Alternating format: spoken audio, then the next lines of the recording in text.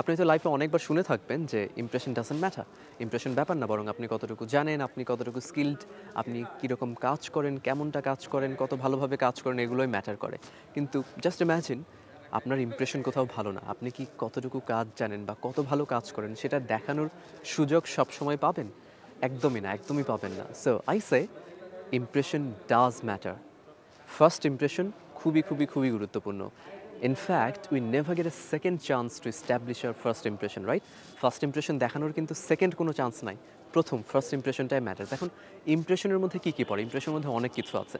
আমি কীভাবে ড্রেসড হয়ে আছি, অথবা আমি কিভাবে কথা বলছি, আপনাকে কিভাবে গ্রিট করছি, আপনাকে কিভাবে রিকোয়েস্ট করছি, আপনাকে কিভাবে আমি সরি বলছি, আরেকজন মানুষের সাথে আমি কিভাবে ডিল করছি, আমার সামাজিক শিষ্টাচার আছে কিনা, বা আমি হেলথ হাইজিনগুলো মানি কিনা, আমি কারোর মুখের সামনে যে একদম হাঁচি দিচ্ছি কিনা। এছাড়া আরও ছোটো ছোটো কিছু বিষয় আছে, কিন্তু ইম্পর্টেন্ট। খেয়াল করুন, অনেকে আছে হ্যান্ডশেক করতে জানে না। কীভাবে হ্যান্ডশেক করতে জানে না? অনেকে আছে খুব জোরে হাতে আপনার প্রেশার দিবে হ্যান্ডশেক করার সময়, অনেকে আছে খুব আলতো করে হ্যান্ডশেক করে। সো আমাকে জানতে হবে যে কীভাবে হ্যান্ডশেক করে, কতটুকু প্রেশার দিলে এটা ডিসেন্ট, ভদ্রতার মধ্যে পড়ে। আবার how to shake hands with main, how to shake hands with women, সবগুলো ম্যাটার করে। আবার অনেকে আছে, খেয়াল করবেন, স্পেশালি সামারে অনেকের হাত প্রচুর ঘামে। সামারে তো আমরা মোটামুটি সবাই ঘামি, ট্রপিক্যাল কান্ট্রি, কিন্তু অনেকের অনেক বেশি হাত ঘামে। তো কেউ এসে আপনাকে হ্যান্ডশেক করছে, কিন্তু আপনি দেখলেন যে হ্যান্ডশেক করার পরে আপনার হাত একদম ঘামে ভিজে আছে। তার চেয়ে বরং আপনি আমার সাথে হ্যান্ডশেক করতে আসতেন, আমার হাত প্রচুর ঘামে বা ঘামা, বা আমার হাত নোংরা, আমি বলছি যে ওয়েল সরি, আমার হাত আসলে ঘেমে থাকে, I don't think I should really shake hands with you.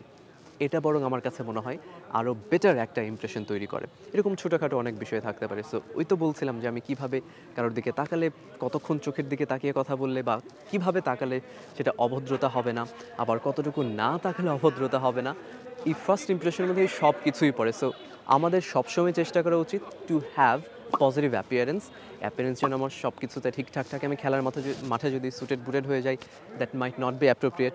আবার আমার যেখানে খুব ফর্মালি যাওয়ার কথা, সেখানে যদি আমি খুব ক্যাজুয়ালি যাই, সেটা অ্যাপ্রোপ্রিয়েট নাও হতে পারে। আমি জানি আপনি কোন এক্সাম্পলটার কথা বলবেন, যে ভাই ওই যে বিলিয়নার আছে, সিইও আছে, তারা তো জাস্ট একটা ব্ল্যাক টি শার্ট পরে আর শর্টস পরে বা ট্রাউজার্স পরে, পাজামাস পরে চলে যাচ্ছে।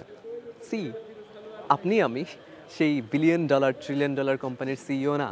কারণ তাদেরকে ফেস ভ্যালুতে সবাই চেনে যে হ্যাঁ, উনি জাকারবার্গ বা উনি বিল গেটস। তো তারপরে ওনার মধ্যে মানে তাকে আর সেই পরিচয়ের ব্যাপার থাকে না। কিন্তু আপনাকে আমাকে যেখানে পরিচয় দিতে হচ্ছে, এটা আমি জানি না ওয়েদার মানে আমরা কীভাবে ট্রিট করি সেটা ঠিক বা ভুলের ব্যাপার, সেটা পরের প্রশ্ন।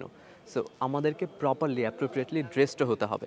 আমি অ্যাপ্রোপ্রিয়েটলি ড্রেস বলতে বোঝাচ্ছি না সবসময় সুটেড বুটেড হয়ে থাকা, একদম ফর্মাল হয়ে থাকা, যে ক্ষেত্রে যেটা যাবে, তাই না?